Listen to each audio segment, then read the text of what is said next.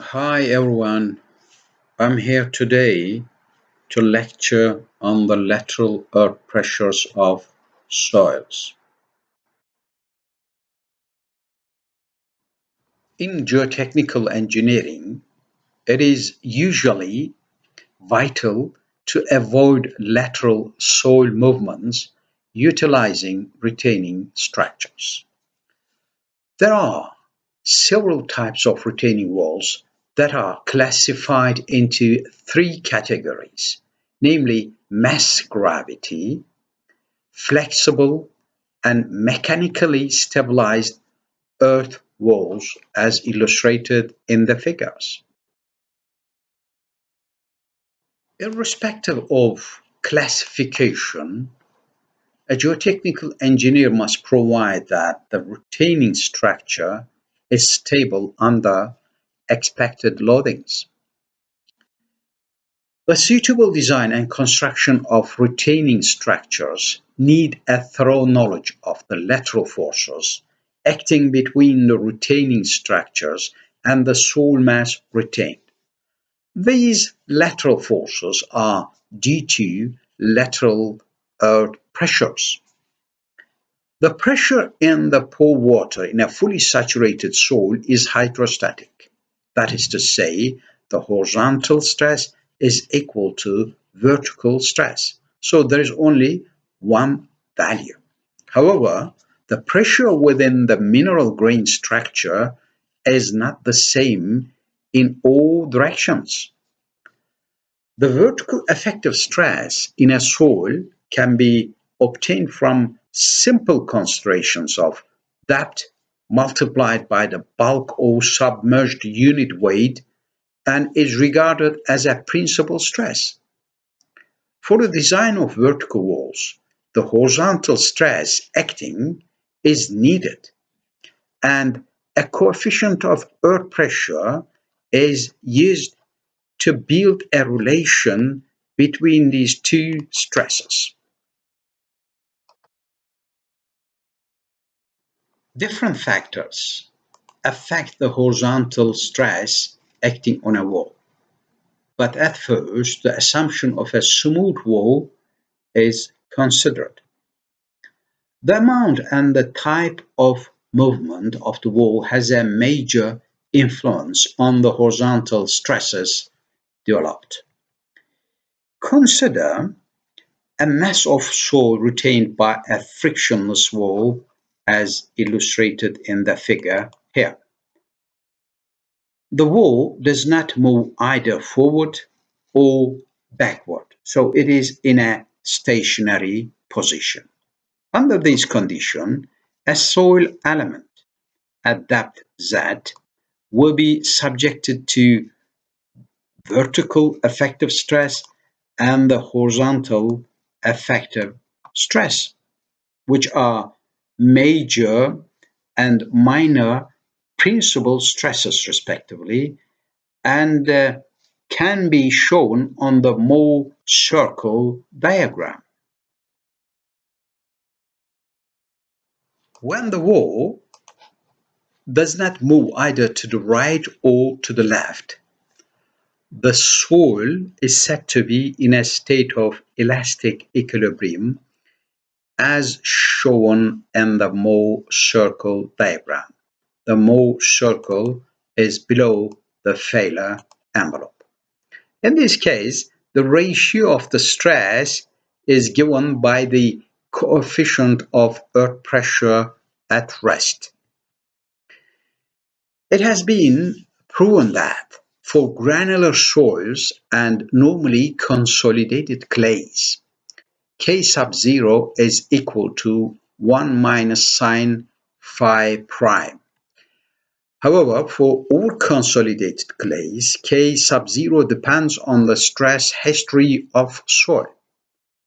K sub 0 over consolidated is equal to K sub 0 normally consolidated times OCR squared, where OCR is over consolidation ratio. The value of K sub 0 can be obtained experimentally through a triaxial test in which the axial stress and the all-round pressure are increased at the same time, such that the lateral strain in the specimen is kept zero. The question is, what happens to the lateral effective stress on the soil element behind the wall when the wall moves forward or backward?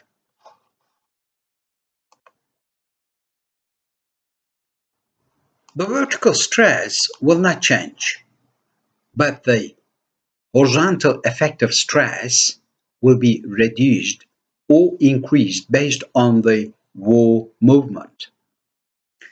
When the wall moves away from the soil, as shown in the figure here, the horizontal stress decreases and the failure strength of soil is finally mobilized. The minimum horizontal stress in this case will represent the minor principal stress. This state can be represented by a Mohr circle, which touches the failure envelope, as you see in the figure here.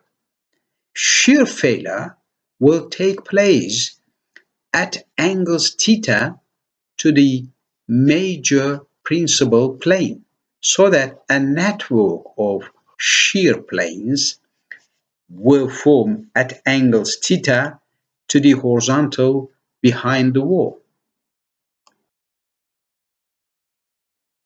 The horizontal stress can be obtained in terms of the vertical stress from the geometry of the Coulomb failure envelope.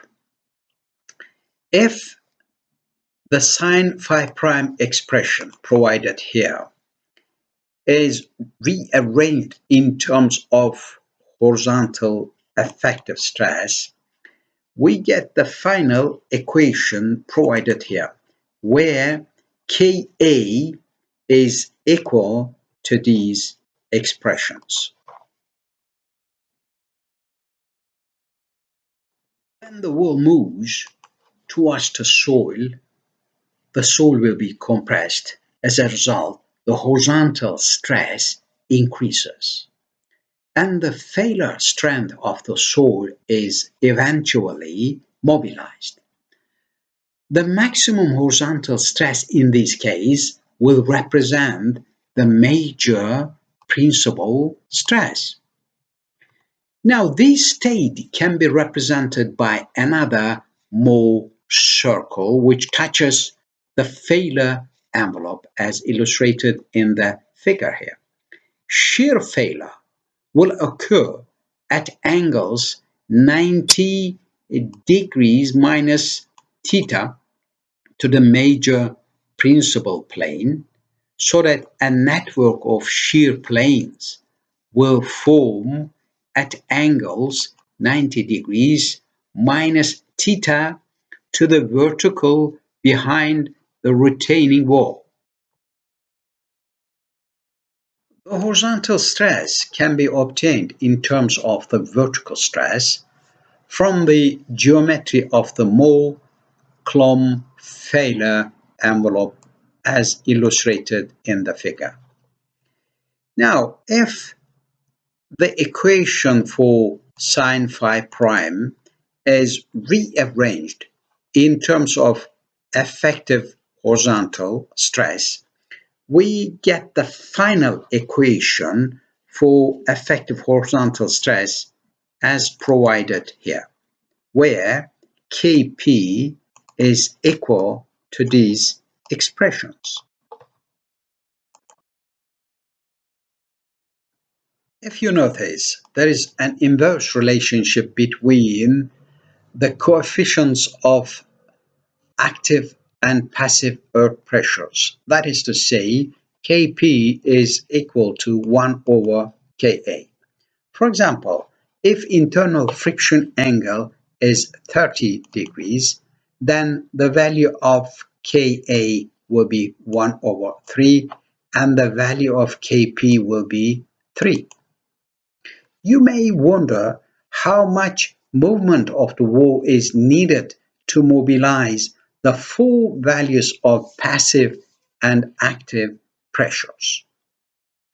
Well, these depends on the soil type behind the retaining wall, the stress state, the height of retaining wall, and the type of movement, whether it is translational or rotational, as tabulated here. Now, let us consider the pressure distributions acting on the retaining wall. For the cohesionless soil with horizontal ground surface, the lateral earth pressures for passive and active case vary linearly with that as you see in the figure here. The lateral active and passive coefficients are applied only to effective stresses. This is very important point. Don't forget this. For soils above the groundwater level, the effective unit weight is equal to bulk unit weight of soil. While for soils below the groundwater level, the effective stress is the difference between saturated unit weight and the unit weight of water. The lateral earth force is the area of the lateral stress diagram. For the Rankine active state, it is obtained from the expression provided here. For the passive case, it can be calculated by the equation provided here. And as we said earlier, they are the resultant force obtained from the area of the lateral stress diagrams as illustrated in the figures. These lateral forces are located at the centroid of the lateral earth pressure distribution diagram. In this case, the centroids are, as illustrated in the figure here, at h0/3 and h sub 1/3 from the base of the retaining wall. If the groundwater is available, it is then required to add the hydrostatic pressure to the lateral earth pressures. For instance, if the groundwater level is at a distance hw from the base of the wall as shown in the figure here, then the hydrostatic pressure is equal to unit weight of water times the height of groundwater level. And the hydrostatic pressure is then given by the expression provided here, which is the area of the pressure diagram. And it acts at a distance 1/3 of the height of groundwater from the base of the retaining wall. Surcharge also impose lateral earth pressures on retaining wall. A uniform surface stress, as shown in the figure, will transmit a uniform active lateral pressure of Ka times Qs, and similarly a uniform passive lateral earth pressure of Kp times Qs. The active and passive lateral earth pressures, owing to the soil, the uniform surface stresses, and groundwater, are the summation of each component as given here.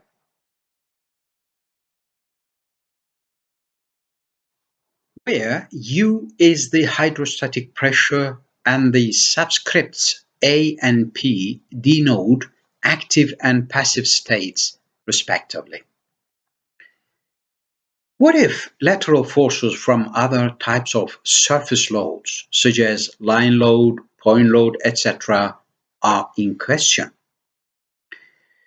Well, you may use Bosniak's equations.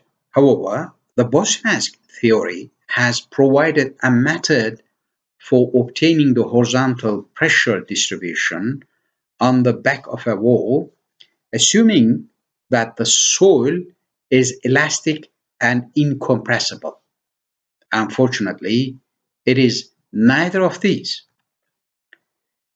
Therefore, the modifications have been adopted and these are reproduced on the following figures. It is probably that these horizontal pressures are underestimated. So a conservative approach is suggested using a factor of safety of 2. For point loads as well as line loads on the ground surface, you can use the equations provided here and the related parameters listed on the tables.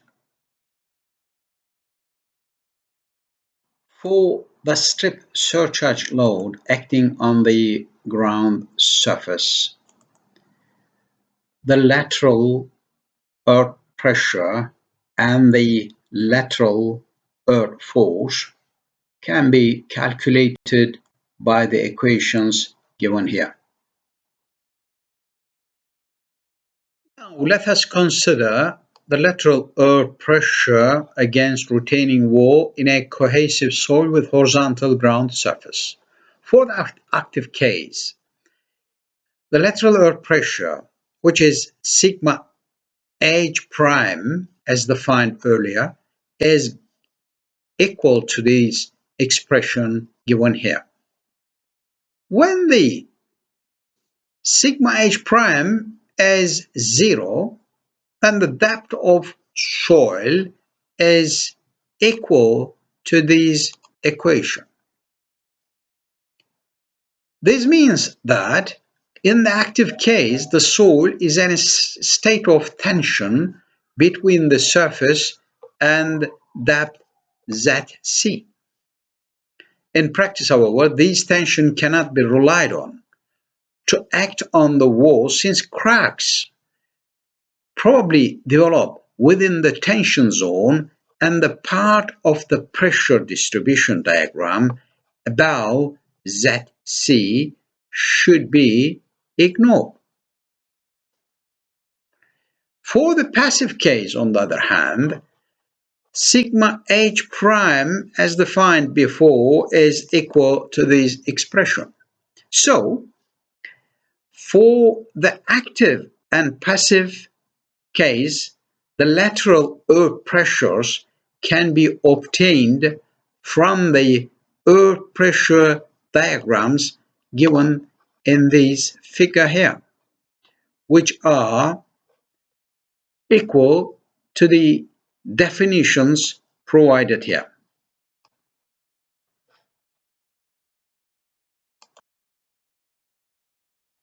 Where the ground surface is sloping, the vertical stress at depth Z is no longer horizontal and will have a value of gamma times Z times cosine alpha. The lateral earth pressure on a vertical plane is assumed to act parallel to the ground surface, as you see in the figure here. The relationship between the lateral pressure and the vertical stress can again be obtained from the Mohr circle construction.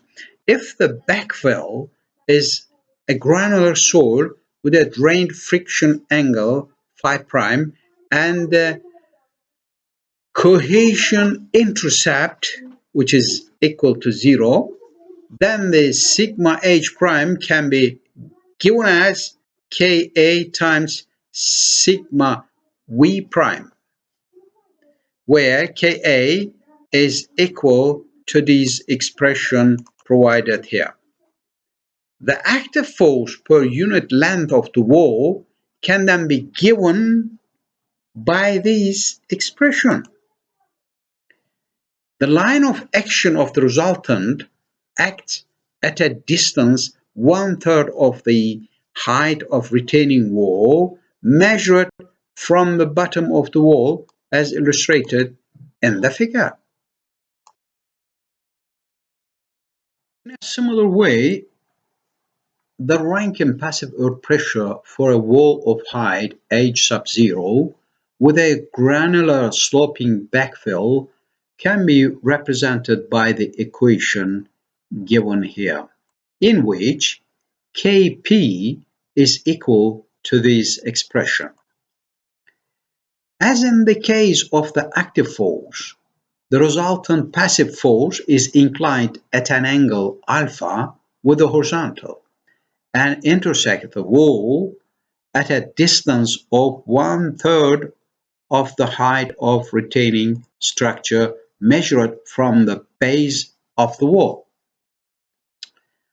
The Rankine theory presumes that the surface of a wall is smooth, but in practice it is rough. If the soil moves upwards and downwards against the wall, a shear stress is transmitted, producing wall friction, which is equal to sigma h prime times tangent delta if it is frictional in drained soil, and addition, which is equal to alpha times Cu if it is cohesive in undrained soil. Alpha varies between 0 and unity. If the settlement of the retaining wall is ignorable, but it rotates or moves sideways, the active wedge will settle with respect to the retaining wall, and the passive wedge, on the other hand, will rise with reference to the retaining wall. The forces applied are then active and passive forces normal to the wall, and PA times tangent delta acting downwards on the active side, and PP times tangent delta acting upwards on the passive side. In Coulomb's theory for active case, it is assumed that the failure surface is a plane as illustrated in the figure here. Regarding the wall friction, sloping wall, and the sloping ground, the general principles of the derivation of Coulomb's earth pressure theory for a cohesionless backfill is as follows. Let AB, as you see in the figure, be the back face of a retaining wall supporting a granular soil, the surface of which is sloping at an angle alpha with the horizontal, and BC plane is a trial failure surface. In the stability consideration of possible failure wedge ABC, the following forces per unit width of the wall are included. The weight of the soil wedge, the resultant of the shear and the normal forces on the surface of failure BC, and the active force per unit length of retaining wall. The force polygon is also plotted in the figure provided here. Referring to this figure, from the law of sines, we get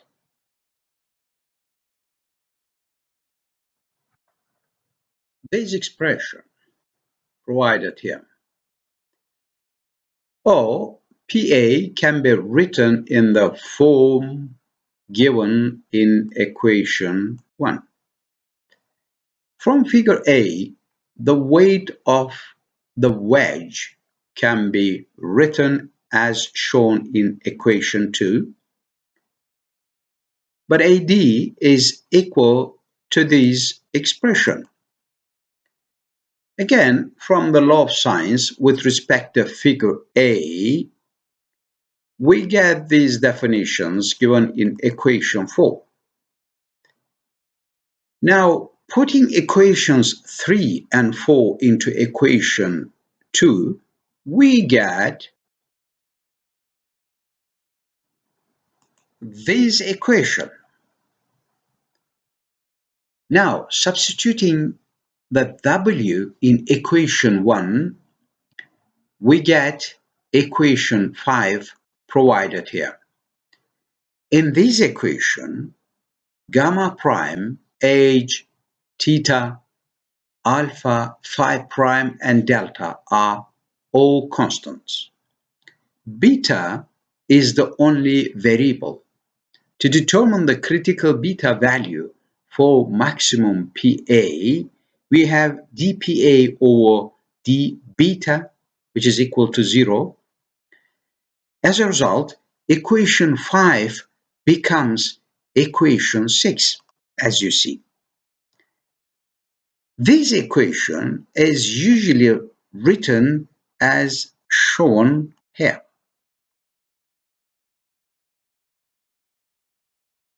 In which Ka is the Coulomb's active earth pressure coefficient and can be given by this equation.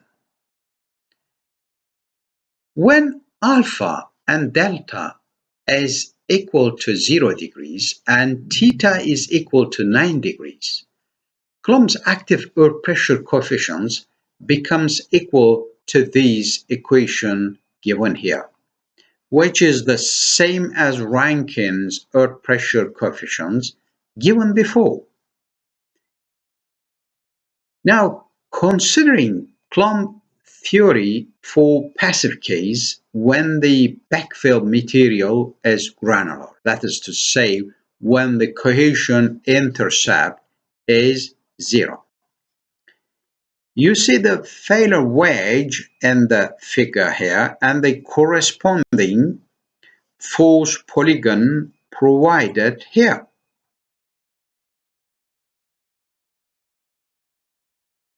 Now proceeding, as in the active case, we get PP by the equation given here, in which Kp is Coulomb's passive earth pressure coefficient and can be obtained by the equation provided here. If alpha and delta is equal to 0 degrees and theta is equal to 90 degrees, Coulomb's passive earth pressure coefficient becomes equal to this expression, which is the same as Rankine's earth pressure coefficient given earlier. There are some limitations for the Coulomb theory. The tri-failure surfaces are assumed to be planes for both the active and passive cases. In fact, in practice, the actual failure surfaces have curved lower portions because of the wall friction. For the active case, the error in assuming a plane surface is small and Ka is slightly underestimated. For the passive case, the error is also small, providing that the wall friction is low. But for values of delta greater than 1/3 of phi prime, the error becomes large and Kp is significantly overestimated. Due to these, the approach usually adopted is to use earth pressure coefficients by these equations. These expressions will be appropriate for granular soils and over-consolidated clays. where the critical condition will be the drain case and the effective stress parameters are relevant. So the active and passive earth pressures are modified accordingly as follows. For the active case, the lateral earth pressure is equal to this expression, and for the passive case, it is equal to these expressions.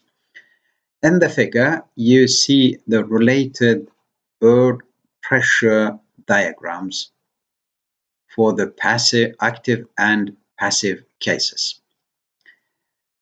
From these, we can calculate the active lateral thrust and passive lateral thrust accordingly. For the active case, there is a depth of soil over which the active pressure is theoretically negative as explained before. And for this case, it is equal to this definition provided here. The undrained condition will take place in the short term for a homogeneous intact clay. So this condition is only applicable for temporary works. It is usually regarded that the long-term condition will soon apply, so it is safest to adopt this later condition.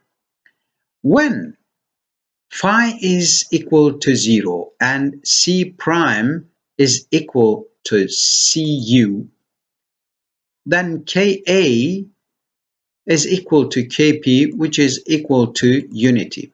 And Kac is equal to Kpc, which can be obtained by the expression provided here, where tau sub W is equal to eta times Cu. For Cu less than or equal to 30 kilopascal, eta can be taken as unity. For Cu greater than or equal to 30 kilopascal but less than or equal to 150 kilopascal, then eta can be obtained by this definition provided here. For Cu, which is greater than 100 kilopascal or equal to 100 kilopascal, then eta can be taken 0.35, where C sub U and tau sub W are the shear strength and wall adhesion under undrained condition, respectively. For over-consolidated and normally consolidated soils, tau sub W prime over C prime is in between 0.5 and 1 and 0 respectively. For cohesionless soils, when C prime is 0 and tau sub W prime is 0, KAC becomes KA and KPC becomes KP.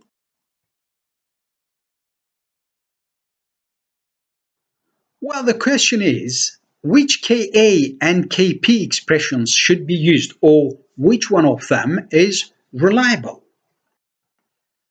Both the Rankine and Coulomb analysis assume linear failure surfaces, but experimental results indicate that the actual failure surfaces have curved lower portions owing to wall friction. This means that the curved surfaces are more critical, so assumption of linear surfaces does not define the most critical condition and therefore can underestimate active pressures and overestimate passive pressures.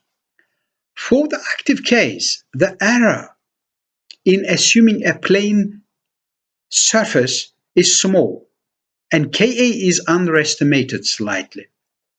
For the passive case, The error is also small, providing wall friction is low. But for values of the angle of wall friction greater than 1/3 of internal friction angle of soil, the error becomes large and Kp is significantly overestimated. The error, which is about 10%, therefore must be included in the factor of safety. There are some important points to be emphasized here. If the soil below the water table is in a fully drained condition, the active and passive pressures have to be expressed in terms of the effective weight of the soil and the effective stress parameters. The hydrostatic pressure, owing to the water in soil pores, must be considered in addition to the active or passive pressure. For the undrained condition in a fully saturated soil, the active and passive pressures are calculated using undrained parameters with the total unit weight of soil. The water in this case is not considered separately. The total stress analysis should only be used in temporary works. But even for these conditions, you should be careful about the undrained shear strength, which is not a fundamental soil parameter. It depends on the initial void ratio or confining pressure.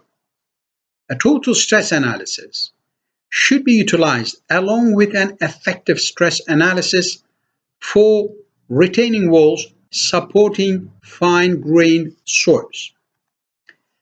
When a wall is constructed in a fine-grained soils, the soil at the wall-soil interface is disturbed, and you should use conservative values of wall adhesion.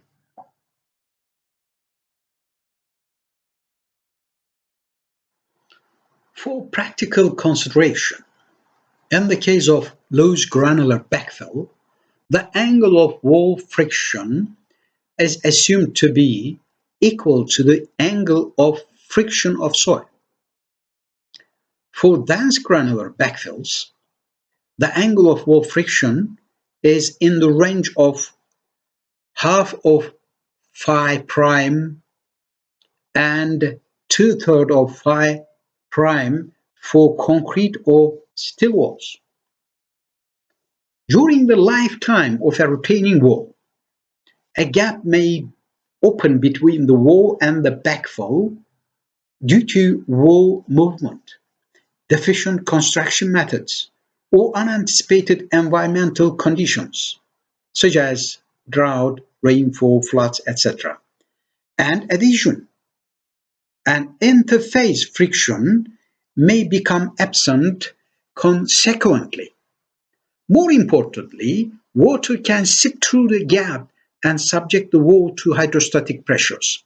When a gap could develop, use hydrostatic pressure rather than the lateral soil pressure. If retaining walls support expansive soils which swell significantly in contact with water, they then impose large lateral pressures on retaining walls.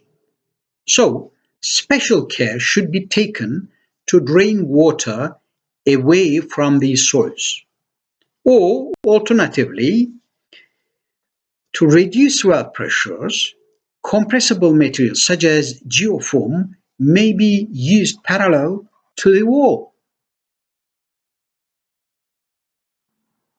The wall pressures from using heavy compaction equipment to compact the backfill material behind the retaining wall can be in excess of the active earth pressures, which should be taken into consideration by assuming that the resultant active lateral earth force acts at 0.4 times H sub 0 or 0.5 times H sub 0 rather than 1/3 of the height of retaining wall from the base of the wall. Presumably, you can multiply the active earth pressures by a factor of 1.20 to take into consideration the compaction stresses, or the compaction plant can be represented roughly by a line load equal to the weight of the roller. If a vibratory roller is employed, the centrifugal force due to vibrating mechanism should be added to the static weight. It is commonly assumed that the tension crack will fill completely with water, so the hydrostatic pressure must be considered. During compaction of the backfill soil, additional lateral stresses are imposed by the compaction equipment. Surcharges are taken as uniformly distributed pressures at the surface. Typical surcharges are: for buildings on shallow foundations, including mat foundation, the surcharge can be taken as 10 kilopascal. For highways, including live load, the surcharge can be taken as 20 kilopascal. For rural main roads, including live loads, the surcharge can be taken as 15 kilopascal. And finally, for light traffic roads, footpaths, including live loads, the surcharge can be taken as 5 kilopascal. The active lateral earth pressure is then Q times K sub A and is assumed to be uniformly distributed over the depth of the wall for backfilled retaining structure. For a retaining wall with a sloping back, an artificial wall face of height from the heel to the soil surface can be used to calculate the active force. The active horizontal and vertical forces acting on the artificial wall face are PA times cosine delta and PA times sine delta, respectively. Sometimes it is desirable that the wall remains rigid because of nearby structures that are sensitive to lateral displacements. Similarly, basement walls are restrained by embedment in the ground, a base slab, and suspended basement floors. In these cases, K sub 0 should be used as the lateral earth pressure coefficient. Practical example 1. Determine the total thrust on the smooth vertical basement wall of the building with a water table at 2 meters below ground level, as you see in the figure given here. Assume the saturated unit weight of sand is 20 kilonewton per cubic meter and the clay is normally consolidated. In the solution of this problem, we will use Rankine's method to determine the lateral earth pressure due to the smooth wall surface.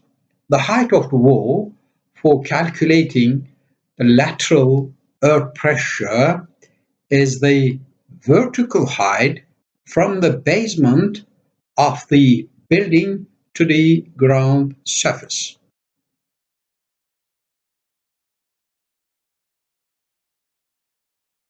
The first step is to calculate the earth pressure coefficients. Unlike the other wall types, which are freestanding, basement walls are confined by embedment in the ground, a base slab, and the suspended basement floor. Thus, the basement wall will be in a static position and the coefficient of earth pressure at rest will be assumed. In sand, the coefficient of earth pressure at rest can be obtained from the equation given here. And in clay, the same equation is used. The only difference is the internal friction angle. So the coefficient of earth pressures for sand and clay are 0.46 and 0.58 respectively.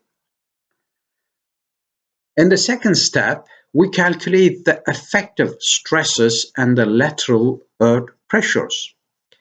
At 2 meters below the ground level, the vertical effective stress is 38 kilonewton per square meter, and the effective horizontal stress is 17.5 kilonewton per square meter.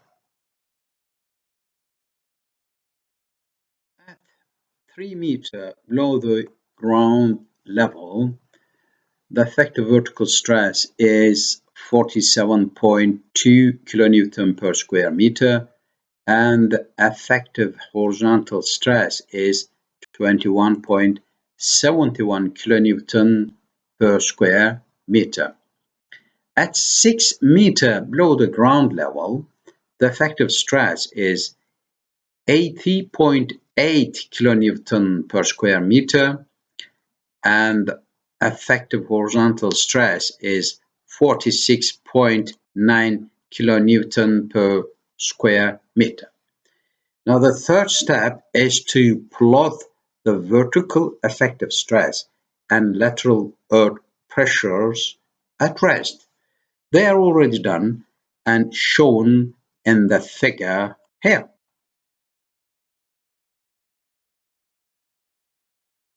Finally, we calculate the total thrust on the basement wall.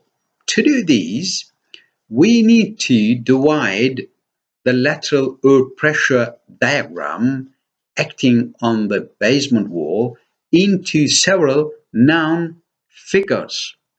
Since the lateral earth pressure diagram does not vary linearly with that. So each area of these geometric figures will give us lateral thrusts. Lateral thrust due to water is also calculated, and the summation of all these components will give us the total thrust acting on the basement wall, which is around 153 kilonewton per meter. Here we have another example.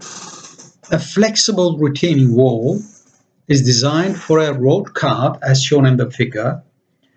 Determine the total active and passive thrusts on the back as well as on the front of a rough vertical wall supporting a clay soil with unit weight of 21 kilonewton per cubic meter, effective cohesion intercept of 10 kilonewton per square meter, and the effective internal friction angle of 25 degrees. Groundwater level is 2 meters below the base of the retaining wall.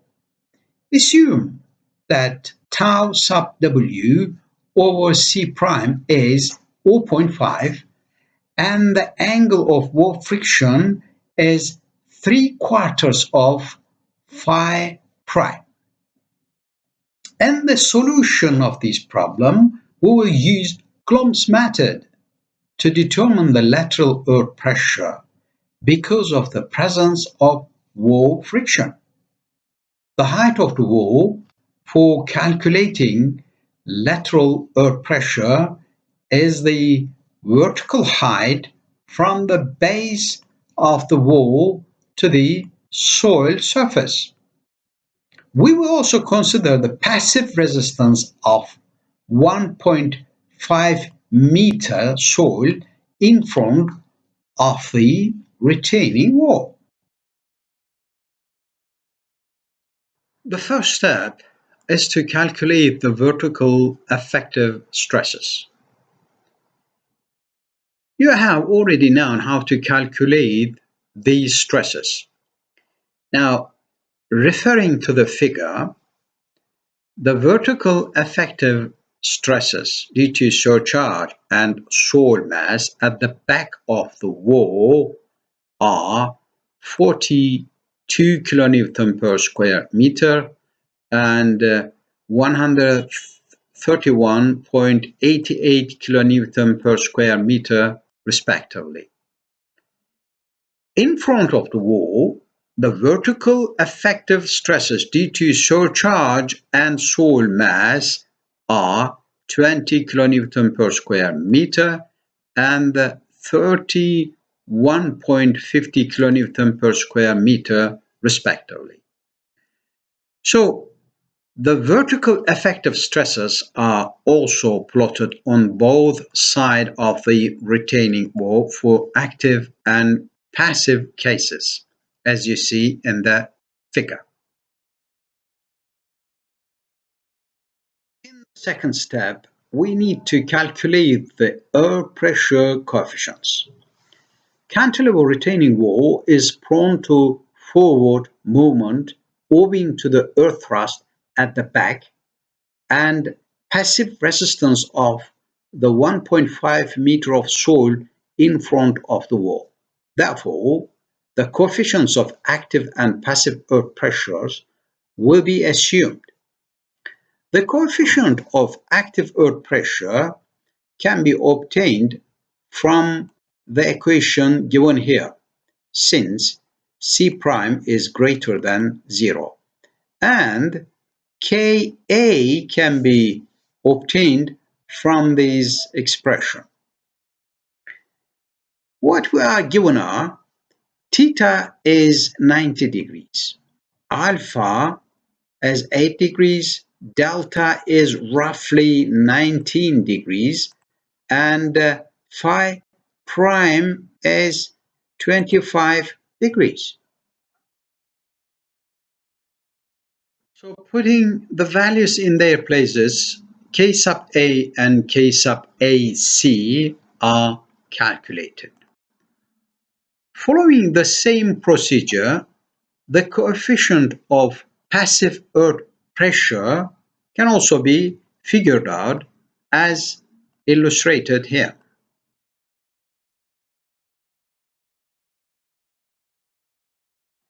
The third step is to calculate the active and passive earth pressures.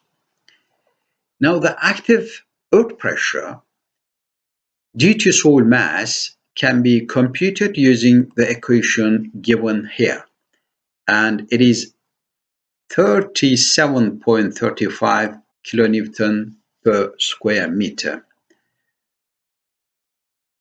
And the active pressure due to surcharge is 16.8 kilonewton per square meter.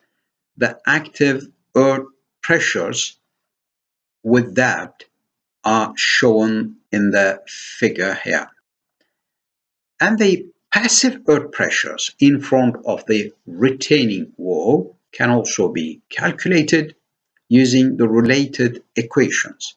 Now, at the top of the clay, sigma sub A sub H3 prime is equal to 204.75 kilonewton per square meter. The passive pressure at the bottom of the clay can be obtained from the equation given here, which is 267.15 kilonewton per square meter. And the passive lateral earth pressure due to surcharge is 130 kilonewton per square meter. The first step is to calculate active and passive thrust. For the active thrust, we need to determine the depth of crack where the active pressure is 0. From here, we get the depth of tension crack, which is about 1.83 meter. And with the help of this value, we can simply calculate the lateral earth thrust due to soil mass, which is 83.10 kilonewton per meter, which acts at 1.48 meter above the base of the wall.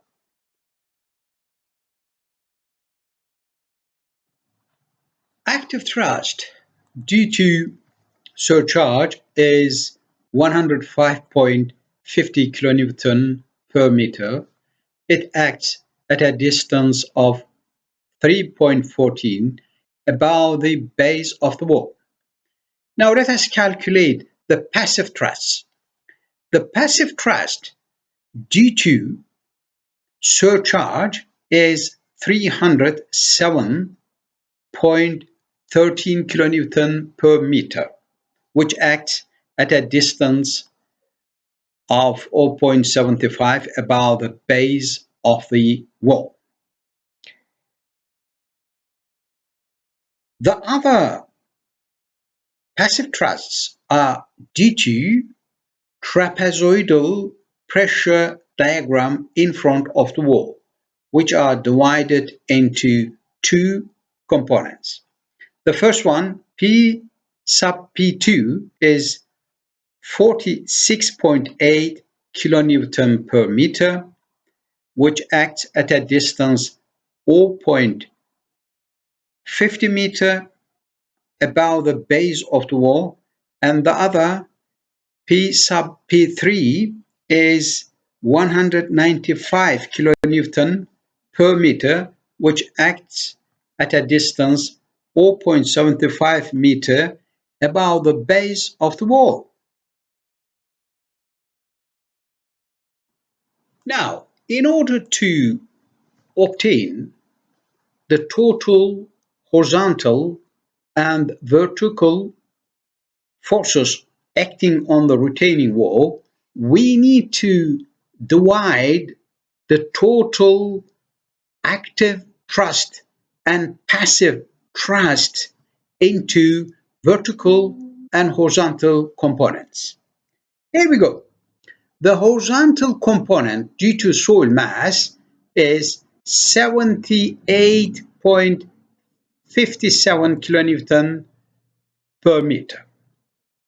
And the horizontal component due to surcharge is 99.75 kilonewton per meter.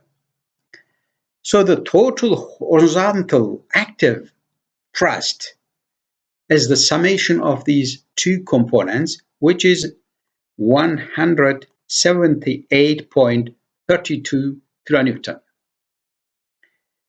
The vertical components then, the first one, the vertical component due to soil mass is 27.05, and the vertical component due to surcharge is 34.35 kilonewton per meter. So the total vertical force or thrust is the summation of these two components, which is 61.40 kilonewton per meter. Now let us compute the horizontal and vertical components for passive case. The horizontal components due to soil mass are 290.40 kilonewton per meter and 44.25 kilonewton per meter.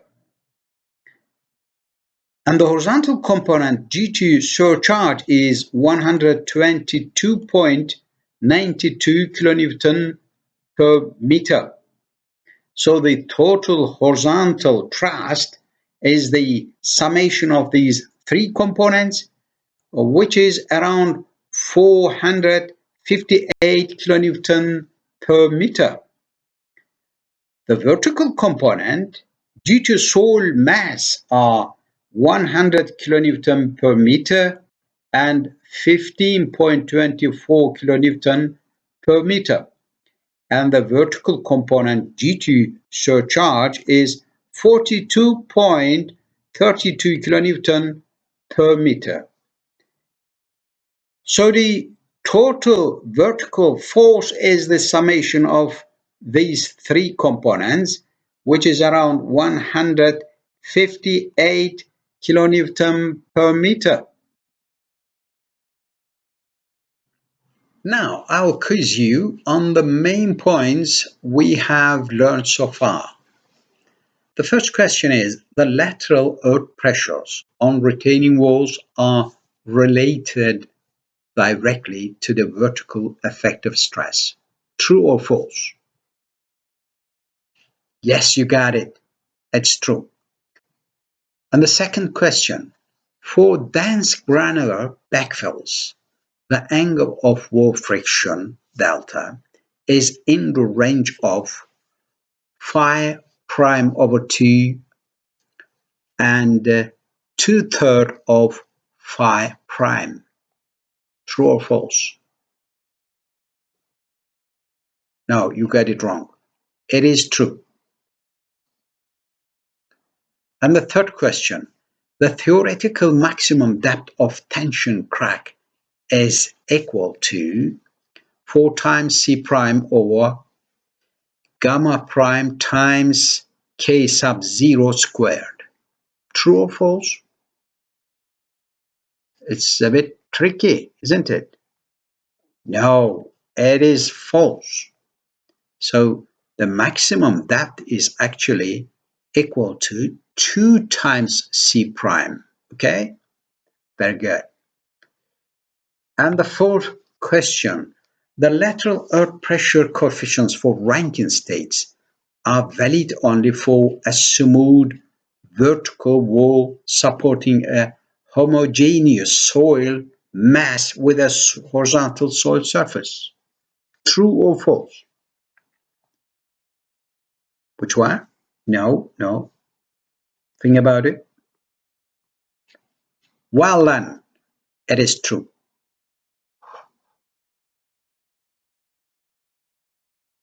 And the fifth question, surface stresses also impose lateral earth pressures on retaining walls. True or false? Yes, you got it right. It is true. Well done. And the sixth question, tolerable wall rotations are generally higher than 0.005 times H sub 0. True or false? It's a little bit difficult to remember, isn't it? Okay, don't worry. I'll give you the answer. It is false. So just go and check the table. The seventh question, substantially more movement is required to mobilize the full active earth pressure than the full passive earth pressure. It's true or false? No, be careful. The full passive pressure is greater than full active pressure. Therefore, the answer is B. It's false. Don't worry. Keep going. And the eighth question. Tension cracks are usually formed in fine-grained soils and they modify the slip plane. What do you think? True or false? No, it's true.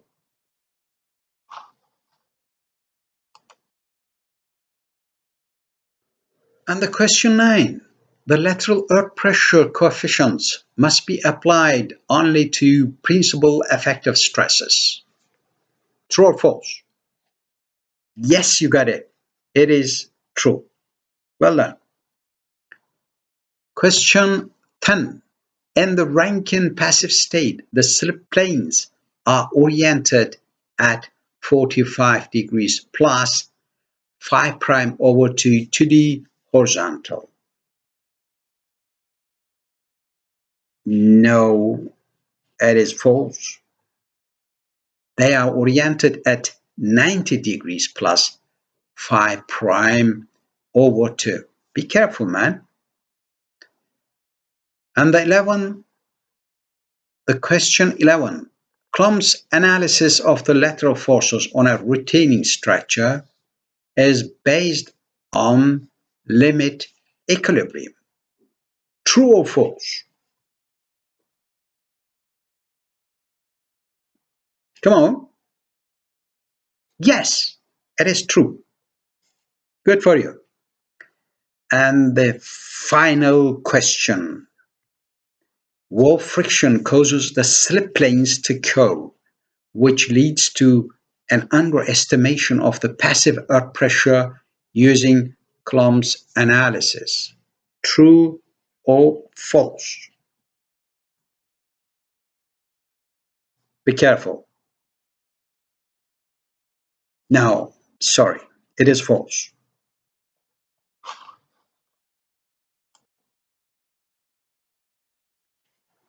Well, this brings me to the end of my lecture. Thank you for your attention. Hope to see you again. Have a great day.